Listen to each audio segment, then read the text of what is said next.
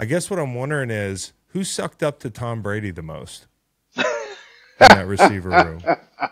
I mean, that one's easy. That's Julian all the way. I mean, he followed him around like a little puppy dog early in his career, and then, would do whatever he could to endear himself to Tom.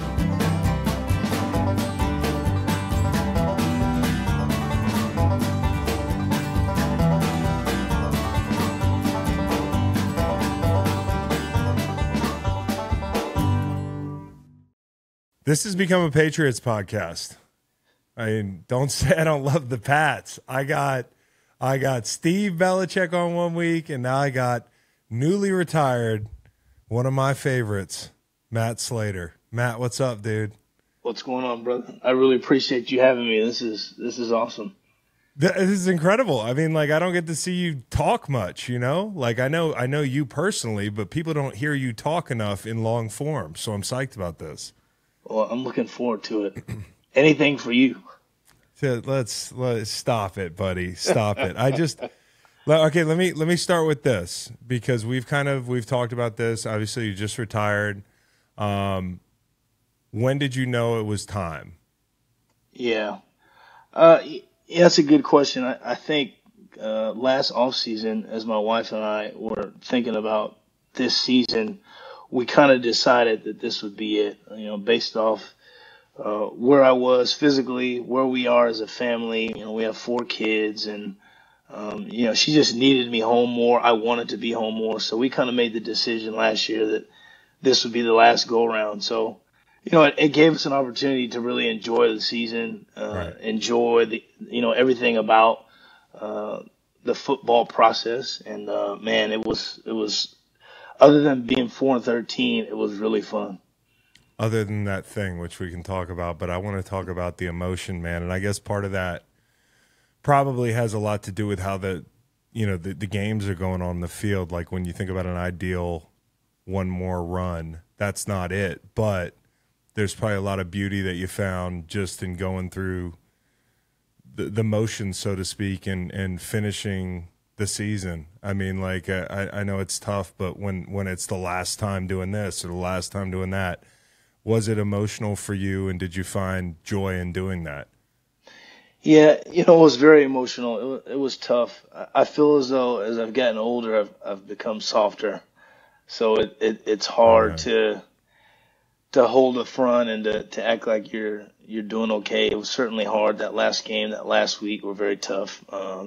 My parents were in town. My brother was there, my family. So, I tried to take it all in, and I was just overwhelmed with gratitude. I mean, I never expected to have a chance to retire from the NFL. I just always assumed the game would be done with me before I was done with it. So just super thankful.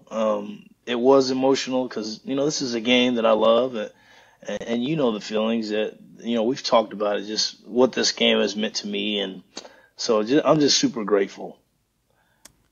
Was the last game a little extra surreal because of the snow and the fact it was the Jets, and it was like people were speculating it was Bill's last game too? Yeah, it was kind of like the perfect storm, if you will. Just it made it extra special. Southern California kid playing his last football game in a blizzard. I was really hoping that it wasn't Bill's last game, but that was certainly in play, and that gave certainly me extra motivation to go out there and try to perform well. So, it was a special day, playing against a team that we don't like very much, but they got us, unfortunately. But, nothing but gratitude and positive vibes about the whole thing. So with retirement staring you in the face, buddy, I can't remember exactly what I asked you a week ago, but in some effect, I was like, are you afraid? Because it's scary as hell. I mean, you only know, so many things, but you know one thing really well, man. And, the routine that we get into, the teammates, just the whole way of life, it changes. And I wonder how much you've lamented that or how much you've thought about it. Yeah, you're absolutely right. And I think for me, just being so routine oriented. For the last 25 years, in terms of playing football, I always had a very clear path forward. I knew what to expect for the most part. I knew where I had to be, what I had to do. And certainly professionally, this is the only profession that I've ever known. So I think for me, it's just the unknown, right? Like I'm not sad about retiring. I'm not sad about the way things ended for me. It's just the unknown. Like, okay, what's going to be next? How am I going to be able to use my gifts? Am I going to be able to use my gifts? Am I going to be, satisfied in what I'm doing? Am I going to be able to be present and accountable for my family? So there's just so many unknowns that makes it challenging. But, that's where I just kind of rely on my faith and trust, hey, let me just take things one day at a time and see how we go. All right, so let's say it's Sunday, 2024, like some Sunday in October. You've already been to church. Where's Matthew Slater watching games? Like, how do you picture that going? Oh, gosh. Well, probably in my basement somewhere with my sons yelling at the TV like every other fan. Just wait. It's definitely going to be strange. It's wild, it's going to be strange. I'm sure I'll have mixed emotions. It'll be definitely kind of like a double-edged sword, but I look forward to it. I look forward to not having my knees hurt, not having my neck hurt, not having all these things hurt, and just enjoying the game that I love. Obviously, I'll be pulling for the good guys and hoping they can turn things around, but it'll definitely be a weird feeling. I got bad news for you. Everything still hurts. Don't tell me that. Is that the way you picture it? Is that the way you picture it? All right, so those are some of the things: your neck, your knees, everything. What are you going to miss? What are the little things that you will miss about clocking in every day at Gillette? Yeah, being with the guys. I mean, honestly, that's what makes the experience, right? Just the people that you share that locker room with day in and day out, the bonds that you form. There's no place like a locker room. I love it because you can get 53 guys that are totally different in almost every other walk of life, but they come in that locker room and they find common ground, and just the laughs that we share, the shared struggle. I don't think that you can really find that anywhere else unless you're in the military or unless you're a fireman, police officer, something like that. So I'm going to miss that more than anything. I'll miss the grind. I'm a little bit crazy in that I enjoyed the grind of football. I enjoyed preparing. I enjoyed competing. I'll certainly miss that, but I'll miss the guys more than anything. You miss Ted in that kitchen too. They had the Pats had a really nice food setup, is what I remember. Hey, I'm going to tell you this. Anybody who knows me knows that I'm the cheapest guy in that building, and I will get those meals to go every night. Yes, every night. Sir, dude. And I'm not just getting a meal for me. I'm getting the whole fam, double bag. Oh, yeah. So I got to find a way to, keep my key card active, maybe talk to RKK and get some of those meals going. Do you think Mayo will do a good job of bringing guys back? I feel like Bill liked having guys around the building that used to play, but he was kind of selective probably about who, Yeah. I feel like Mayo with his youth and, a little bit of an effort at a fresh start, as hard as it is to follow Bill, I think one of the things he'll probably do is it'll be lively in there. Do you think the Patriot Way changes? There's a lot of people wondering, what is the Patriot Way? Can it survive a coaching change? Right. Well, that's a great question. I don't think the Patriot Way changes philosophically. Maybe the way it's applied and executed changes. But all those things in terms of doing your job, working hard, putting the team first, I think those are principles that you can apply in almost any arena, right? And certainly it would be smart of Jerod to continue to try to work towards those principles. Now, you and I both know Jerod, he's gonna be different. I mean, he's gonna be laughing, joking, having a good time, and that's fine. I think he needs to operate within his strengths. But I do think, look, the last 24 years, that place had a lot of success. And I don't think you just want to burn it to the ground and forget what was done there. So he's got to find his kind of middle ground and go from there. And then, in terms of bringing guys back, I love that he hired Hightower. I think that's a great hire. I mean, the guys will love High, and I hope that he continues to engage guys from the past. Not live in the past, but just have those guys around and show the young guys what it looks like. Yeah, it's super cool to be able to walk into work and see hey, I know when I was in Philly, Brian Dawkins was in all the time. Coming in. With y'all, there'd be greats, former greats, kind of walking through the halls sometimes, and some of them were on staff. So I think that stuff's really important. How about with Mayo, the DeMarcus Covington hire? I know you've been around him. What's this guy all about? And in general, how do you think Mayo's gonna handle that staff if you had to guess at it? Yeah. Well, I love the DeMarcus hire. I really do. And the thing that I think DeMarcus does the best is just he has tremendous people skills. He does a great job of investing in guys in terms of just relational equity, earning their trust, learning about them as men off the field and outside of the building. And I think he really shows his players that he cares about them. And that's going to really set him up to have success. Football is a relationship business. There are plenty of people who know X's and O's, but can you connect with guys and motivate them and bring the best out of them? And I think he can. And then in terms of his staff, I mean, look, this is a whole new staff. It's a big staff for once. We never had big staffs while I was in New England. And they're guys that are, from different trees. And I think that's good, right? I think it's good to kind of go outside of the box, incorporate new philosophies. There's more than one way to skin a cat, and I think a lot of good coaches in this league with good ideas. So I love what he's doing. I just hope it all meshes together, and I guess we'll find out come the fall. Yeah, no big expectations or anything. That's not how this works. Dude, that's just crazy. The guys our age, we're three guys from the same draft class. Okay, it's nuts. You 10 Pro Bowls later, Mayo. Getting a chance to take the keys to the Ferrari, dude, and drive it down the road a little bit, and we'll see. So it's crazy. It is wild. And there's more young coordinators now, like Baltimore's hiring a young guy here. Yeah. It's really cool to see guys our age have real power in the NFL. It really is, and I hope they do well with it. I really do. Well, I mean, Bill always had really tenured guys on his staff, and I think right now I'm getting to watch that. I don't know if you're watching Dynasty at all, the new documentary about you and your teammates, and possibly a little bit about our team in 2016. I haven't gotten that far, but just some of the characters, man.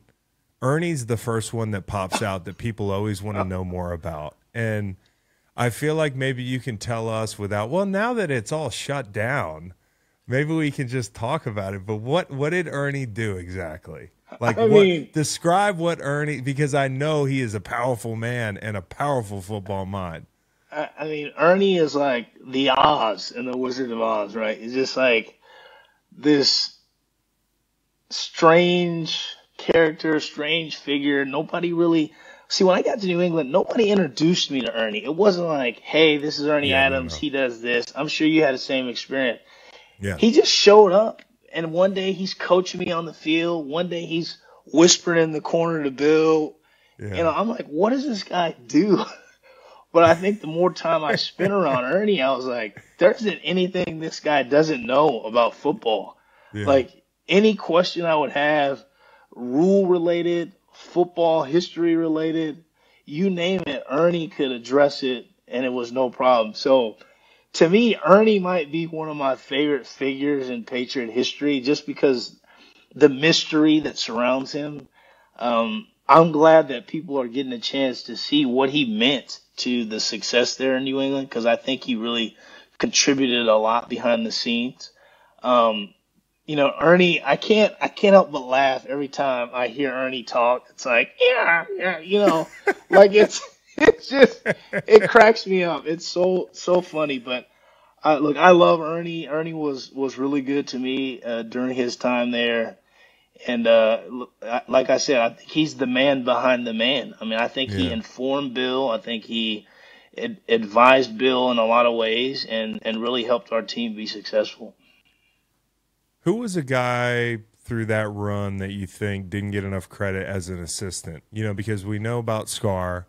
You know, Ernie is kind of that shadowy figure that everybody respects because, you know, he's the head man's right hand. And then, you know, there's a lot of other guys. Josh got a lot of credit offensively, but who do you think maybe didn't get enough credit on that staff? Well, I think there are two guys. One guy kind of does get credit, and that's Ivan Fears. I think that he, as the running backs coach and at one point in time the receivers coach, he had to really deal with a lot of interesting personalities and bring them into the fold. And I think everybody on that team respected Ivan, the passion that he brought to the game, just his disciplined approach, his regimen. I think everybody appreciated Ivan. I think, you know, his value oftentimes get overlooked. And then another guy that I'll throw out there is Chad O'Shea. Chad O'Shea was the receiver coach. Yeah. And, you know, Chad's having to deal with guys like Randy and Wes to guys like Dola and Jules and everybody in between. And I witnessed him firsthand, essentially babysit Jules for 2 or 3 years. And I'm like, God bless this guy. He is a saint because Jules was out of his mind. Yep. And Chad found a way to keep him engaged, keep him going, keep challenging him, keep him improving. So I really think Chad doesn't get half the credit that he deserves. Yeah, Chad was a great guy to just run into in the hallway. He had a lot of coaches like that. When I was there, it was Dable and Chad, and there were just a lot of fun guys, man. And not everybody's the same. You know, like I don't think everybody's personality is the same. I think sometimes, you know, you try to bring some of those principles somewhere else and it might not work out. And maybe the guy's trying to be Bill a little bit too much. I said this to Steve last week. I was like, you're the perfect guy from Bill's tree because you're trying to be the opposite of your dad. Right. But you know everything that they know there. But I think, you know, when I look at your situation, and I'm sure towards the end you were like a player's coach too, like, you know, a player coach as well. Like you're on the field making plays, but you're also helping young guys. You had a really unique seat at the table because you weren't expected to get reps in the wide receiver room, right? Like, and you were a veteran and somebody who was respected almost immediately. But I guess what I'm wondering is who sucked up to Tom Brady the most in that receiver room? I mean, that one's easy. That's Julian all the way. I mean, he followed him around like a little puppy dog early in his career and then, you know, would do whatever he could to endear himself to Tom. So by far and away, that was Julian. Jules is obviously a suck-up, but there seemed to be like a Mendoza line or a cutoff for guys that could go on vacation with Tom. So there are tiers of your relationship. It was almost like The Bachelor. You know, like, was there ever tension around that Mendoza line where guys were like, I want to be on vacation with Tom. It's like only these two guys get to go. Why can't I break into that next level of friend group? Well, you know, I don't think anybody was expecting to break through. That was kind of one of those things. If you get the tap on the shoulder, you're honored, and you're like, man, I'm just happy to be here. I know, again, I can't get on this guy enough, but the one guy who really, like, cared about that was Edels. I mean, he was always, like, he was so hyper-focused on what does Tom have going on, who's with him. You know, Gronk was there, Dola was there, I wasn't there. Why was Dola there? Oh, my gosh. Don't let Dola have any experience that Jules didn't have, or he's going to lose his mind. And just for the record, we used to call those two, they used to argue, like, who's Batman, who's Robin. We'd sit in the meeting room, and it'd be like, who's Batman, who's Robin. And I would just like to settle that debate for all time's sake. Dola is clearly Batman. Better looking, smoother. Dark, handsome. Yeah, I mean, it's better jawline. More masculine. It's not even close. I was going to say neither of them are big guys, so do they really have Batman, you know, like I guess stature? They don't have Batman presence, right? I guess not. But if you had to pick one in those two, it's definitely Dola. They're going to be mad. I think Gronk might be Batman and they're Robin. Yeah, that sounds better. Yeah, that sounds better. I mean, they were both so great at what they did, and they did so much dirty work, and they were so tough, as you know. Like, they're two of your best buddies, and I feel the same way about those guys. And I've watched Dola in St. Louis get an injury that they said only happens in car accidents, where his sternum had to get popped back out, and the guy's ready to assault the athletic trainers because they won't let him go to the game. They'll go back in the game. They got to go to the hospital. And Jules is really tough. What was it about evaluation of guys, or what they valued in that room in New England? Because it never felt like you went after the big fish. You did with Randy.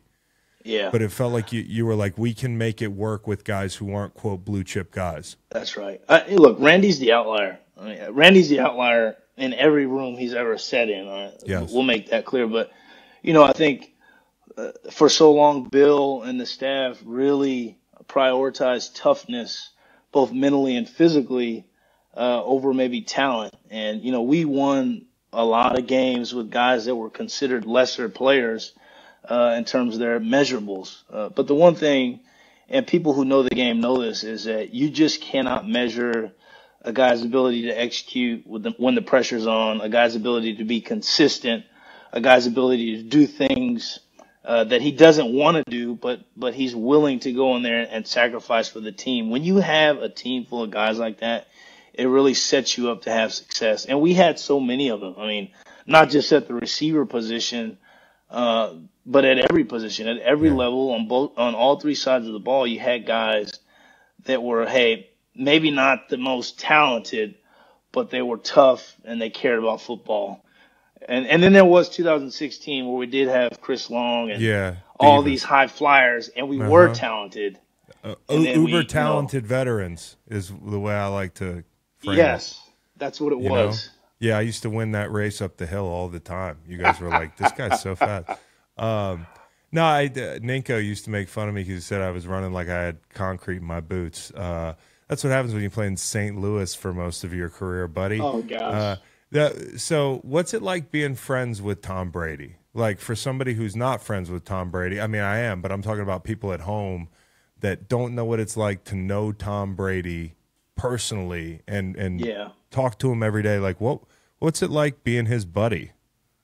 I mean, he's honestly one of the nicest people I've ever been around. I would say the most humble superstar that I've certainly ever met. Like, just down to earth, doesn't take himself too seriously.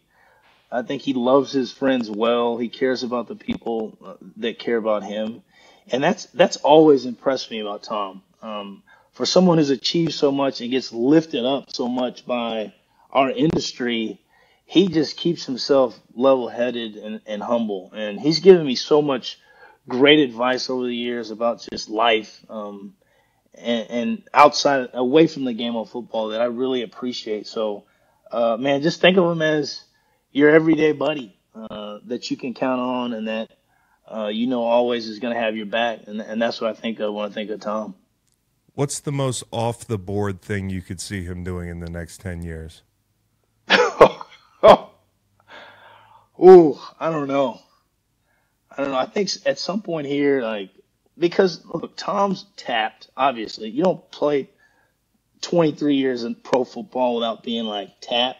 Mm-hmm. So I think at some point, he's going to need an outlet for that. And he's going to do something my man's running 40s. Why are you running 40s at 46 years old? You can blow your hammy off. Rookie time. You're going to blow your hammy off the bone. He's going to start doing something just to get that competitive edge out. Yeah. And who knows? It's going to be funny, though. Could be an extreme sport. We'll see.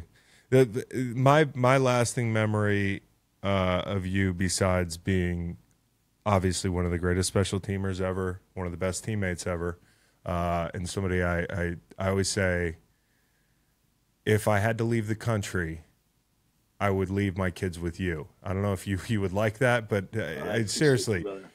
My real lasting memory of you and your legacy in my book was the single greatest heads tails call in Super Bowl history, and one that changed my life forever.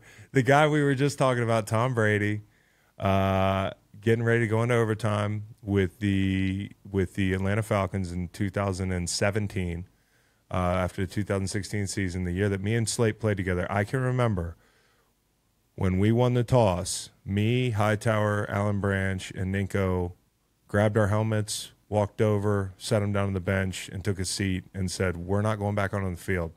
That's how great that guy was. And you allowed him to have the ball first. So what went into that moment? Are you like, do you think about your heads tails calls the night before games? Do you have one in your back pocket? Like, because that was huge.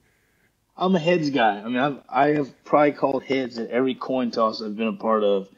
And it's simply because my dad did that when he played. So I remember being a kid, and I was like, Dad, what do you call on the coin toss? And he said, I call heads. And I've called heads ever since then. And I, like you, when I looked over and I saw that thing said heads, I said, we're winning the Super Bowl. We're done, bro. We're winning the Super Bowl. Like, there was never a doubt in my mind that we're going to win that game. And what a feeling to have that guy on your side with the ball in his hands in that moment. It was incredible. It was incredible. As a sidebar, there's also some people that talk about 2015 when you deferred in overtime, and so I want to give you a chance to clear your name. Can we clear that? I appreciate you allowing me an opportunity. I'm a journalist to clear the record. We hadn't even really like hung out yet, but I got your back in 2015. We went. I'll rewind this back. In 2013, we played Denver at home in a windy game, a lot of weather. We go to overtime. Bill tells me we want to kick the ball off, or we want to defend this in. Okay, great. We win the game. Boom, we come over there. It was unconventional, but we win the game. So in 2015, same thing happens. We go to the coin toss. Bill says, hey, we want to kick the ball off. I said, all right, great. So the only thing that happened in that was once we won the toss, Clete Blakeman knew our selection. So he said, you guys want to kick? I said, yes. And as Clete was going to speak to the Jets players, I said, hold up. Do we get to choose which end? And, me, I'm kind of an animated, dramatic type of guy. So my face was looking, they had the mic on, and they hear me saying, well, don't we get to choose? But there was never any confusion. Oh, no. There was made never you look any like confusion. a Dumbo, we wanted to kick the ball. We wanted to kick the ball. Yeah. Then, you got Sims and them up in the booth. Oh, he made a blunder. And I'm just like, people, do you think that Bill Belichick would let me screw that up and then go down the road and call the biggest coin tosses in, our franchise's history? Yeah, no. Dude. He knew what happened. I knew what happened. The uninformed announcers with the half cut out mic on Clete Bateman set me up as the fall guy. So you got set up, bro. That's what happened. And then at that time, Steve Harvey had messed something up at the Miss America. You were so they got Steve Harvey's head on my body. People are sending it to me. I'm like, what is going on here? It's ridiculous. Well, what's the thinking behind just kicking? Well, I think he was thinking weather in that game. Like, all right, they're not going to drive. We stop them and they have to punt. It's not going to be a good punt. Then all of a sudden, we're going to be set up with field position. Unfortunately, yes, we kicked the field goal and we win. No. Here's what I'm going to say. They drove. Here's what I'm going to say. I am so glad I'm hearing this because I had a take this year. The Jets were playing the Giants in a ugly game, and it goes to overtime. Now, if I was the Giants, there's no question in my mind the DeVito-led Giants, and this is early DeVito, not when he got hot, that the Giants received. I am kicking that ball off if I'm the Giants. There's no way I'm going 3 and out and punting the ball to the Jets at midfield to set up a short field. They're also not sustaining drives. So your best chance to lose that game is to receive the football. Exactly. And people fried me for that. I'm glad that Hoodie agrees with me on this. Right? I mean, look, Hoodie's with you all the way. Okay, and so is Slate. Absolutely. I don't question the Hood. Okay, well, let me ask you this question. They're talking a lot about kickoff. They're saying they want to change it. I'm hearing a different thing every 3 days. What do you think's going to happen? What do you think should happen? Yeah, it's really disappointing that this play is being jeopardized. You've heard a lot about spotting the ball or doing this, that, and the other. Now I'm hearing about the XFL kickoff and maybe doing that. And really, here's my thing on this, and I can say this because I'm no longer an employee of the NFL. Nice. Yeah. But this is CYA all the way. I mean, they're trying to do what they can to minimize blowback from players, from the public in terms of like head injuries, right?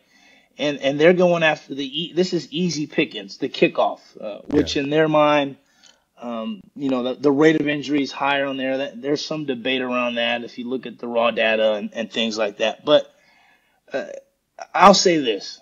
There are inherent risks with football. You know that. I know that. All of us have signed up and agreed to those risks. There are certain things that needed to be taken out of the game that we have taken out of the game, but this isn't one of them. You're going down a slippery slope. What are you going to do next? Take out the ISO lead where the fullback's running up in there like a battering ram? They already did. I know that nobody runs. Everybody gets in the gun on 4th and 1 now. But it's like, all right, where do you stop this? And for me, it just, I'm concerned that eventually they're going to do away with the play, and you really change the game, and it's unfortunate. Was it just a little too brutal when you got in? I mean, you came in and they had the wedge, right? Oh, man. Now that I'm glad they took that out. Right, look, we got a 10-yard running head start, which, okay, fine. But then you got your wedge buster who's 205, 210 pounds running down into 300-pound guys like a raging bull. That's just, dude. And that's they're all the good. hungriest guys on the damn roster. Exactly. That's the thing that's so unique about you is like you had a very established role on a team and played for so long, but you were in the room full of the hungriest guys that had the most to lose, and none of them were like you. Like when I always tell people, you think football is tough, go play special teams. Yeah. Because all those guys are fighting to survive and running as fast as they can. Who has the hardest job, of on the special team side of the ball? Is it just punt return, or is there another position that people aren't thinking about? I mean, to me, it's probably a three-way tie, right? The punt returner who has to stand back there, look at the ball in the air while guys are beaming down on them and make a decision as to, can I make a play or am I going to get decapitated? And I've seen it happen both ways quite a bit. The gunner, who's on the outside, is being double-teamed all the way down the field by two of their best athletes. Their fastest, strongest guys. Two guys from Florida. That can just roll. They can just roll. Chasing you all over the field. Oh, my gosh. And then maybe the hardest job, and, people are going to laugh when I say this, is kicking the ball. Yeah. Is being the kicker. I mean, when you go out there, all eyes are on you. That you have a chance to, in a lot of cases, put points on the board, win a game, lose a game, and maybe you haven't kicked the ball in 30 minutes. Yeah. And now all of a sudden you got to go out there and win a game, and it's 20 degrees, and the whole season or the whole game is on you. Like, no thanks, I don't want that job. It's almost bath time, Slate, so I guess I'll ask you a question about the kids. Do you think that they'll be able to play football? And if so, how early? Because you and I are both second generation. I think we have unique experiences with our dads playing, but also being in one piece. Your dad still looks great. My dad still looks great. They both look younger than us. That's crazy. It's crazy. But not every outcome is like that. And, I know you kind of alluded to, hey, there's an inherent injury risk. Do you think the kids should play? Well, my approach is going to be similar to what my dad's was, and that's put them in everything other than football, especially early on. I don't want them to feel the pressure of having to do what we did and follow behind my dad and I. And I also don't want them getting hurt at a young age. I don't think that you need the contact at 7, 8, 9 years old. You don't need the contact. Now, if they want to play later in life, I'm going to support them, and I'm not going to push them, but I'll support them and help them any way that I can. The unfortunate thing is that my sons love football, especially my oldest two. Like, Yeah. my 4-year-old can tell you all the stats and the teams and the guys. And so it's going to be hard to really get them not to play. So, we'll see how it goes. My wife is hoping like heck that they don't, but, we'll see how it goes. Yeah, you sound like my parents. They said anything but football, and we're going to let him go play football because the first day he's going to come home a little bloodied, and he's going to be like, I don't want to do this anymore. And they created a monster because I liked it. I wasn't very good Right. at it, but Right. that's just kind of what we got to deal with. And on top of it, people are going to expect our kids to play. So, Yeah, that's right. and that's the hard thing, I think, is, what's harder than that decision is how you shape their childhoods being sons of, Yeah, that's right. That's right. All right, so I got 3 quick hitters for you, and then we'll get out of here. All right. Toughest loss in that Super Bowl run. And it could be a Super Bowl. It could be one of the 5 playoff games because I don't think people realize how hard it was to get back up that mountain for that. Losing to you guys in 17 by far. Look, you guys were a great football team. Yeah. But we had an opportunity to win that game. Yeah. We had an opportunity to win that game. The better team won that day, no doubt. But we had a chance to win 3 in a row there. If we win that, that was 2 in a row, and then we won the next year. So that would have been special. And I thought we played well enough to win. It's one thing when you get in those games and you don't play well, but we played well enough to win, and just wasn't our day. You did play well. I would say this, and I said this to the other guys. Like, I feel like, not to take anything away from the defense that year, but the biggest mismatch on the field was our offensive line was like, it was the Monstars. And then your D-line just wasn't a great rush group that year. And so I was like, if we have the time, we might be able to score. I was going around the facility all week asking guys on offense, how much can you score? How much can you score? Because I think Brady's going to get after us at some point. Do you get the Jason Kelce thing? Like, with everybody, do you get the magnetism of the guy? You would love him. I don't know if you ever. Look, I know you hate the Eagles after that Super Bowl. I had to ask you. I have always admired him from afar. I think he's a tremendous ambassador for our game, and I think he's just a fascinating character. And I'd love to get to know him, but I think he's so fascinating. And you talk about everything that this game should embody, and that you hope a player embodies. I think he embodies it. And then what he's done off the field to move the game forward, right? I think has been tremendous. Like, him and his brother in their podcast, I think is awesome. I think they're very authentic, and I think they're real, and people appreciate that. But yeah, man, I was hoping this guy was going to play till the wheels fell off, because he's got football left in him now. He's got football. Great. He So, did. It was a sad day to see him retire, but I wish him well, and he's got a big fan in me. Well, that's cool, man, because I know the Eagles are a sore spot. Let me ask you the inverse. Favorite Super Bowl win? Favorite Super Bowl win? That's like asking me my favorite kid, but, I think that 28-3, it's hard to top that, right? Another 100 times we lose every last one of them, so that was really special, and that's something I'll never forget. All right, last one. You played for one team. You played with a ton of guys. I'm going to ask you one guy you wish you played with, that maybe you wondered one off season, is this guy going to be one of our mercenaries? I wish I could have played with this guy. Well, you were on that list for a long time, so I was able to check that off.